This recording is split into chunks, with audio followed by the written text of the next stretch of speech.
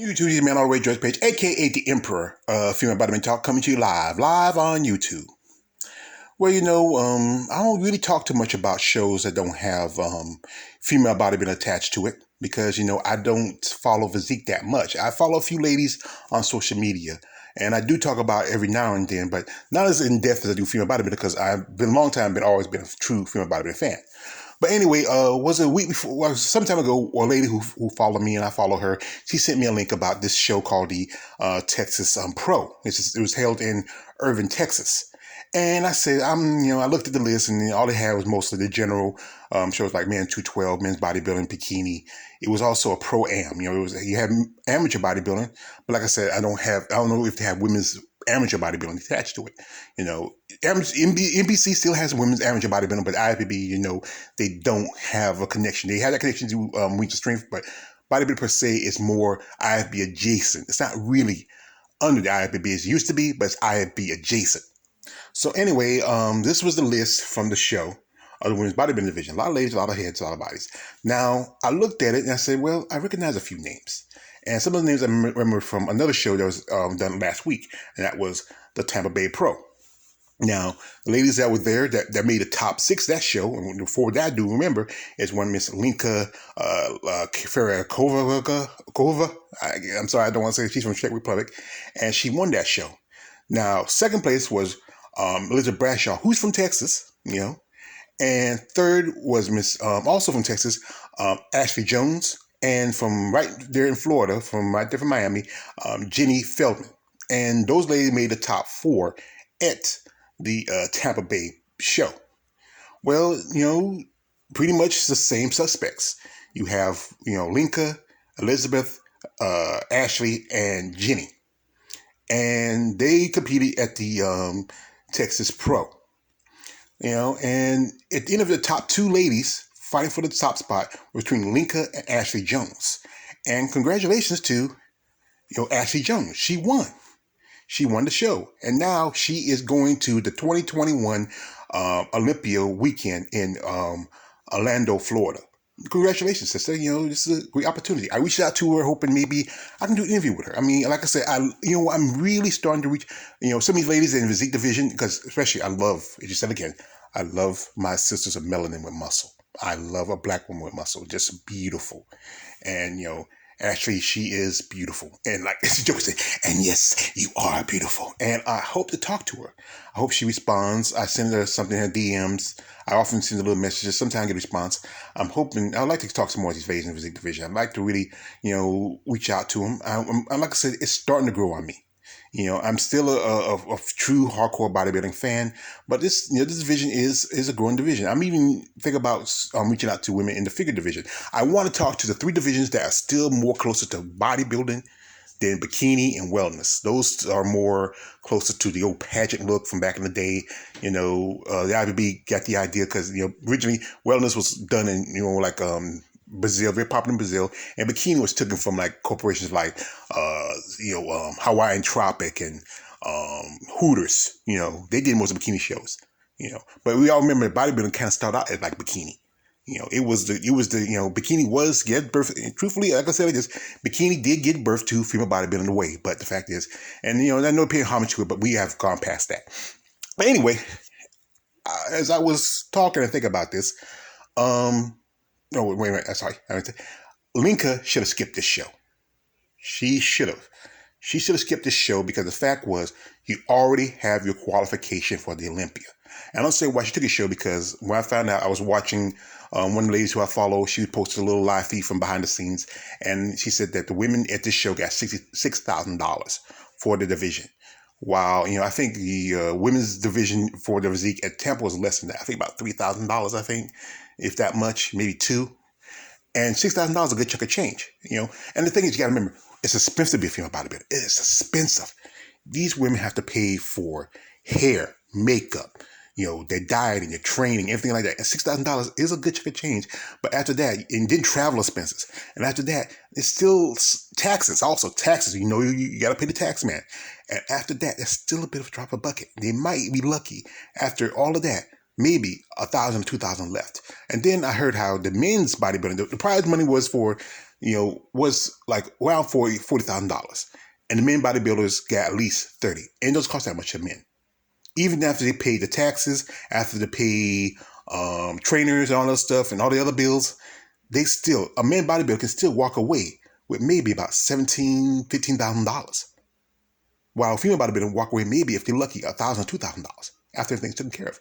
So that's still some BS. They could have gave them $10,000, if not half. I'm not saying, if we all know male bodybuilding is the big shows, the guys get the big money, but the women should get at least a little something because they're putting more into the sport. They had to wear 2 different suits, the pre-judging suit, the final suit, like I said, the hair, the makeup. I mean, the cost of traveling.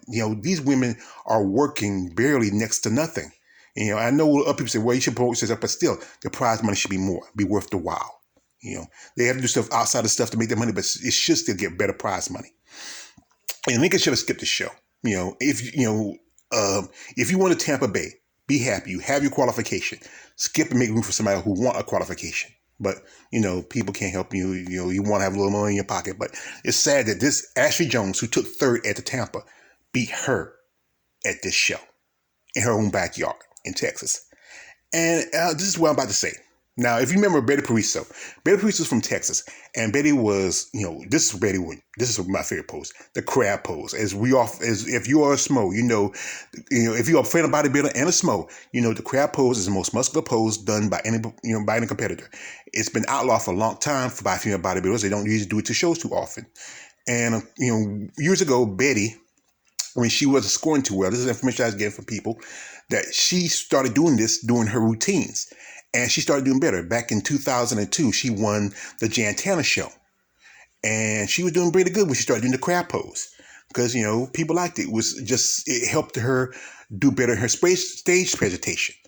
And Betty, she had a show with had female bodybuilding connected. It was the Europa Super Show. And it was done in Texas. And, Betty and her husband are promoters. They promoted a couple of shows just about a show or so about a couple of weeks ago. And there's no female bodybuilder attached to it. But this is the thing. Betty owes her career to female bodybuilding. But she is one of the people who were the first to put the knife in the back of female bodybuilding. And then that waterfall into another female bodybuilder who was one of the frontier women, one of the founding mothers who really established the sport, Bev Francis. When Bev Francis also walked quietly behind female bodybuilding and stabbed in the heart when she dropped the female bodybuilder from the New York Pro. But Bev did, she kind of validated herself by bringing back female bodybuilding to New York Pro, just last year. And that's good. But, Betty has to do the same. What Betty needs to do is hook up with, Jake Woods and Wings of Strength, Tim Gardner, who have been the forebearers, who have been giving new life to female bodybuilding by, putting shows together, having female bodybuilding as part of those shows. Jake, as Tim Gardner, he had the Tampa and the Puerto Rico Pro, and also I think he does Chicago, and they have female bodybuilding attached to it ever since. Tim Gardner is still a guy who supports female bodybuilding, and we have to thank you, Tim Gardner, and we want to thank you, Jake Wood.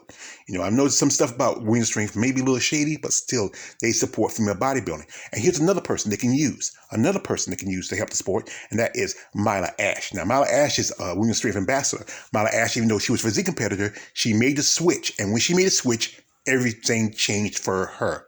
She won the New York Pro, which brought the return of female bodybuilding. Then she got 4th place at the Miss Olympia, meaning that she's going to do Miss Olympia this year at the Olympia weekend. She's number 4. That means she doesn't do any other show. She just got focused for her prep for the Olympia. And Myla is from Texas. And they're growing big in Texas. Look at Myla. And she could really help out too. She is, like I said again, she has her boots on the ground, 10 toes down. She knows the people. She knows the names. She can get, she can really help establish with a little help with Betty Pariso, and can establish maybe putting a couple of shows with Wings of Strength attached to it in Texas. Now, here's what she can do. Now, Texas, there's some cities in Texas. It's going to be expensive. It's about to cost. Venues are expensive. I will avoid cities like Houston, Dallas, and San Antonio. The expense is going to be high. Start low. There's you can go like states that are, no, sorry, cities that might be a little bit known, but not as expensive. There's Austin. Austin is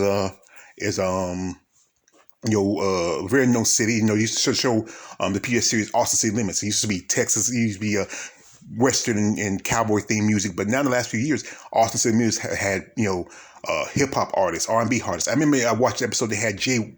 Cole on Austin City Limits. And it's becoming more of a progressive city.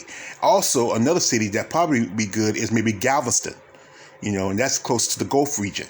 There's a lot of bodybuilders who live in the area. There's a lot of bodybuilders. Texas is becoming a new mecca for bodybuilding.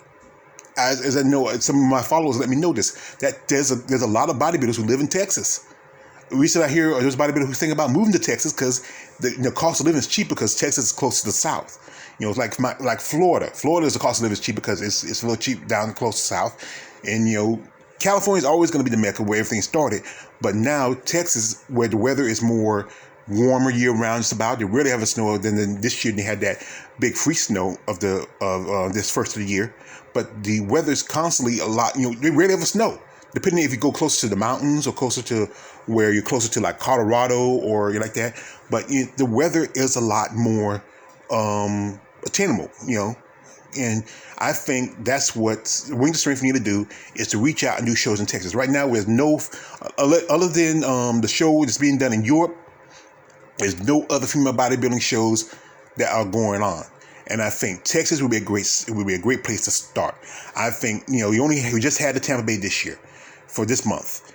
I think should at least have 2 shows in a year. You have Tampa Bay for the 1st of August, and you have a show in Texas about the end of August. And I think a lot of competitors will love that because there'll be more shows and more opportunity for a lot of ladies. A lot of ladies right now sitting, waiting for the Savannah.